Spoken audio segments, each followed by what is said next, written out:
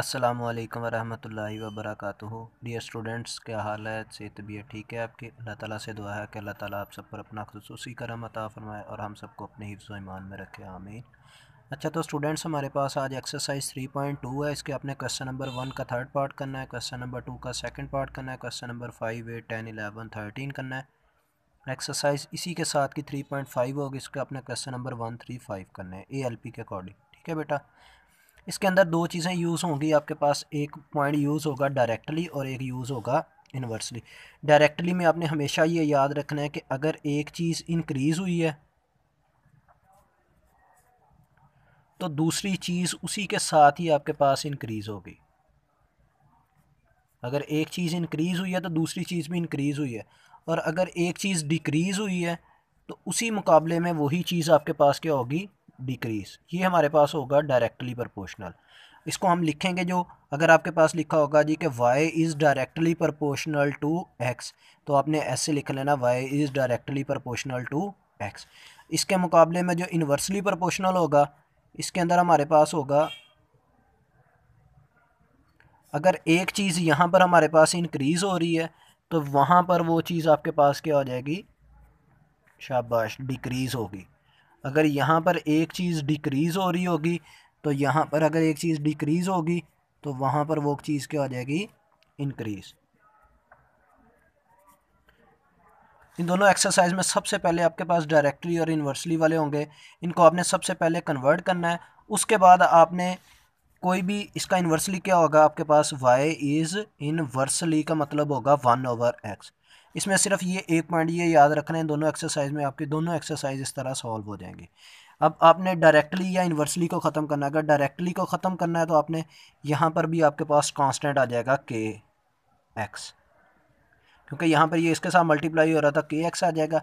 और जब यहाँ पे आप लिखोगे तो यहाँ पे आ जाएगा y is equal to k/x, क्योंकि k को 1 से मल्टीप्लाई करोगे तो k आ जाएगा डिवाइडेड बाय x।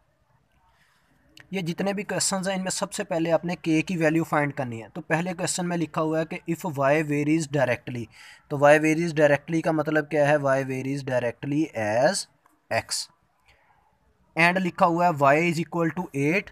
y की वैल्यू हमारे पास गिवन दी हुई है 8। आगे लिखा हुआ है कि when x is equal to हमारे पास दिया हुआ है 2। जब दो वैल्यूज़ आपके पास गिवन होंगी, इसका मतलब है आपने सबसे पहले आपने इन दो वैल्यूज़ को यूज़ करना है और k की वैल्यू फाइंड करनी है। डायरेक्टली या इन्वर्सली को ख़त्म किया तो आंसर k आ जाएगा, k is equal to x आ जाएगा। सबसे पहले पॉइंट आपने k की वैल्यू फाइंड करनी। y की वैल्यू कितनी गिवन है? 8 is equal to k into x की वैल्यू कितनी है हमारे पास? 2। ये 2 इधर मल्टीप्लाई हो रहा है, इधर आके ये क्या हो जाएगा? डिवाइड। तो k की वैल्यू आ जाएगी हमारे पास 4। पहला पॉइंट आपका है कि आपने सबसे पहले हर क्वेश्चन के अंदर k की वैल्यू फाइंड करनी। अब इस इक्वेशन में वैल्यू पुट कर दो k की, तो y is equal to k की जगह पर क्या आ जाएगा? 4x। ये पॉइंट यहाँ तक समझ आ गया सबको?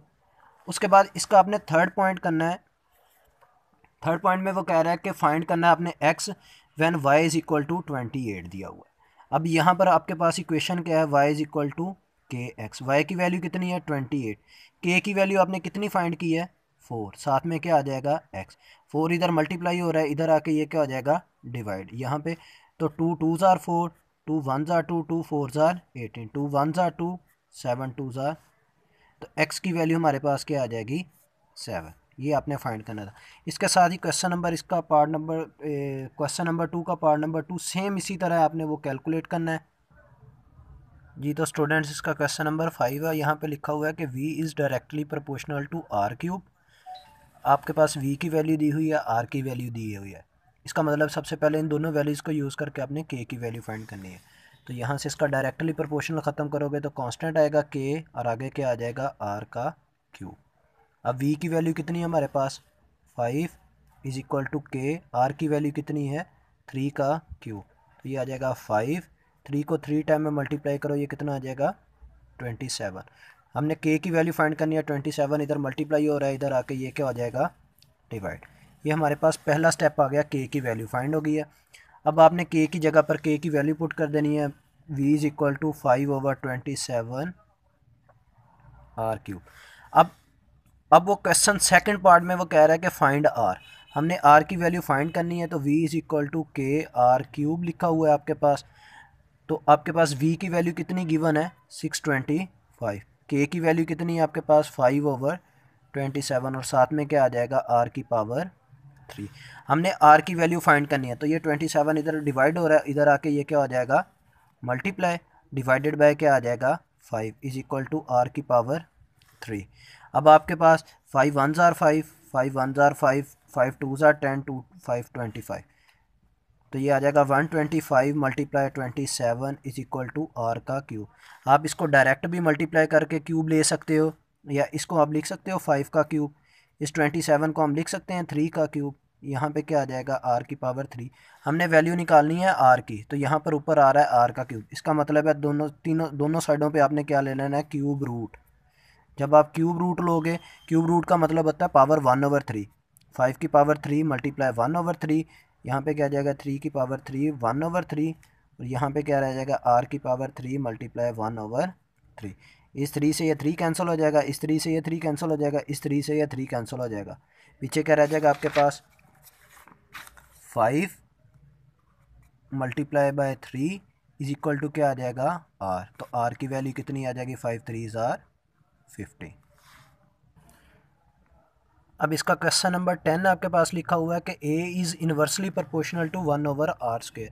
तो a की वैल्यू क्या आ जाएगी, इन्वर्सली को जब भी ख़त्म करोगे तो कांस्टेंट आ जाएगा, ओवर r² आ जाएगा।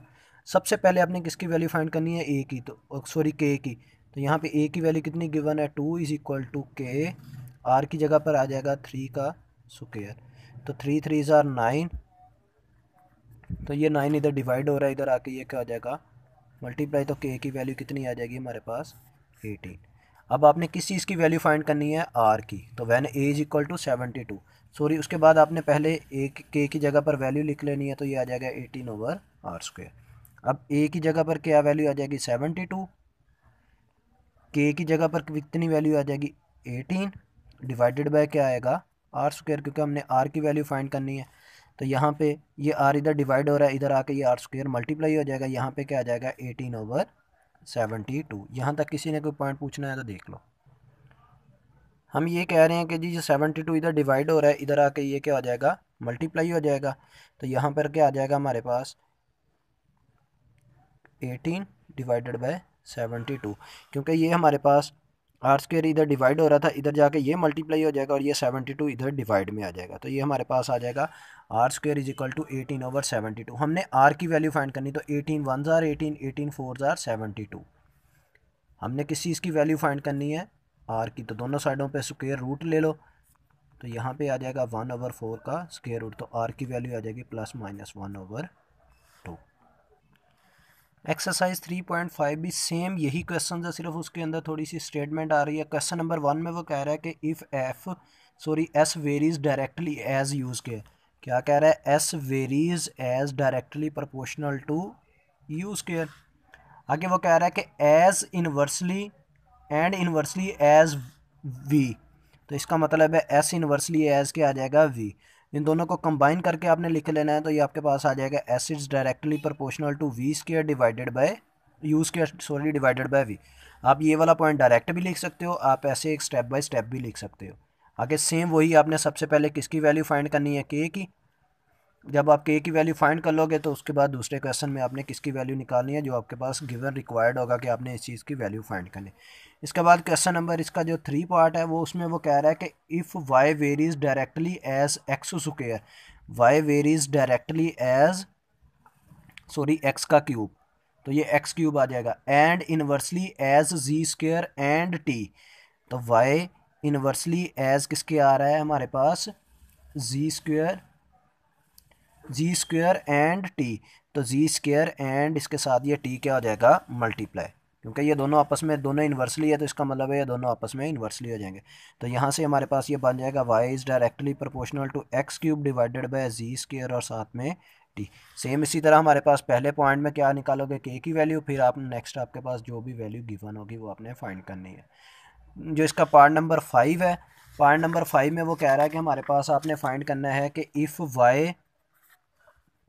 If v varies directly as product of, v varies directly as product of x y cube, तो ये हमारे पास पहली पॉइंट बन गया, and inversely as z square, तो इसका मतलब है इन्वर्सली क्या हो जाएगा 1/z²। तो हमारे पास कन्वर्ट क्या हो जाएगा, v is directly proportional to x y³ divided by z²। यहाँ तक ये पॉइंट सबको समझ आ गया। आगे वही 3.2 की तरह के एक्सरसाइज के क्वेश्चन आपने इनको सॉल्व करना है। थैंक यू, अल्लाह हाफिज़।